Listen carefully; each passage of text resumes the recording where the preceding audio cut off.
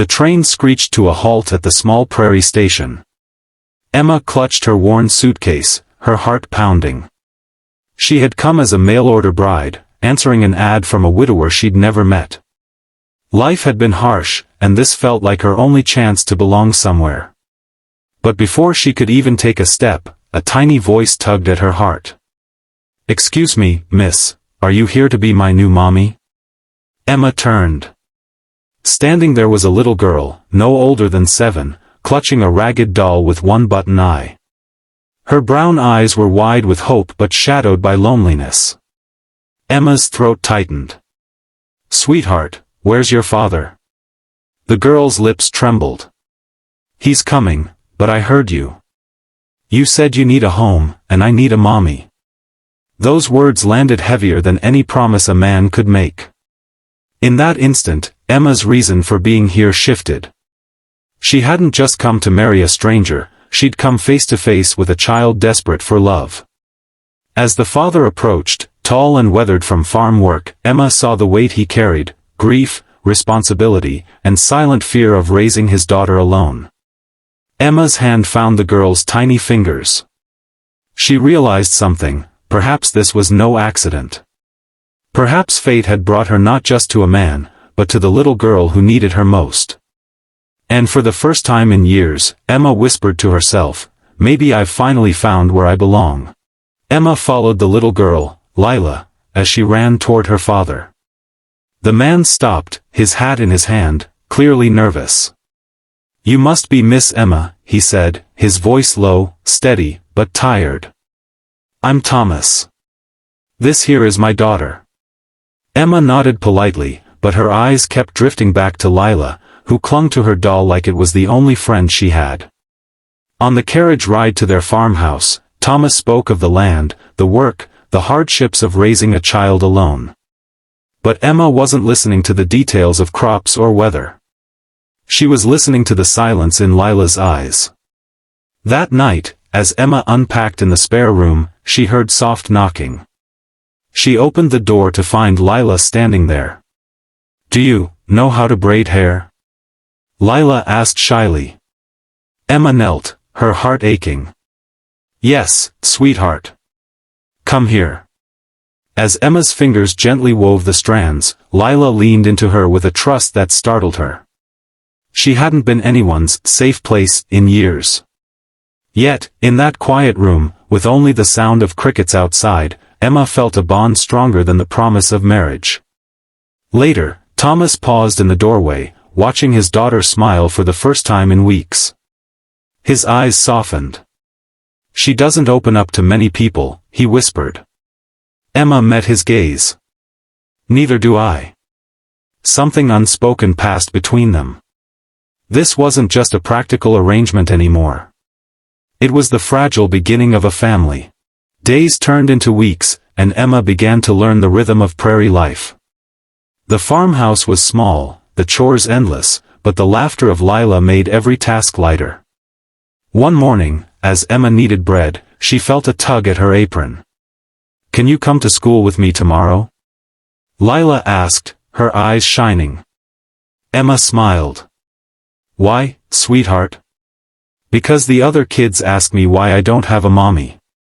I want to show them I do." The words pierced Emma's heart. She had arrived as a stranger with nothing, no family, no wealth, no certainty. Yet here was this little girl, proudly claiming her as her mother before it was even true. At school the next day, whispers followed them as Lila held Emma's hand.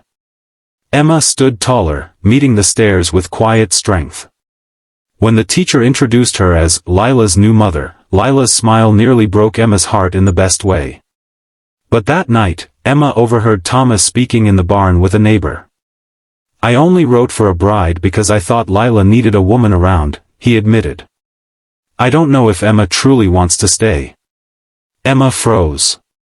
His honesty stung, but it was also true, she had come out of desperation. Yet now, it wasn't desperation that rooted her here. It was love. Emma returned inside, where Lila had fallen asleep hugging her doll. She brushed a strand of hair from the girl's face and whispered, "You're the reason I'm here, darling. And I'm not going anywhere. Winter came early that year, blanketing the prairie in unforgiving snow. The farm struggled, food grew scarce, and Thomas worked himself to exhaustion trying to keep them warm and fed. One night, Emma found him sitting at the table, his hands rough, his eyes weary. "I don't know if I can do this alone," he muttered. Emma placed a bowl of stew in front of him and sat across the table. "You're not alone anymore." He looked at her, really looked, and for the first time, the guarded walls in his eyes began to crumble. The next morning, Emma and Lila bundled up and trudged out to help with chores. They fed the animals, hauled wood, even shoveled paths through the snow. When Thomas saw his daughter laughing as Emma showed her how to scatter grain for the hens, something shifted inside him. That evening, as they gathered by the fire, Lila crawled into Emma's lap. "Can I call you Mommy now?" she whispered. Emma's heart swelled. Tears blurred her vision as she kissed the top of the girl's head. "Yes, sweetheart. You can." Thomas, sitting quietly across the fire, swallowed hard.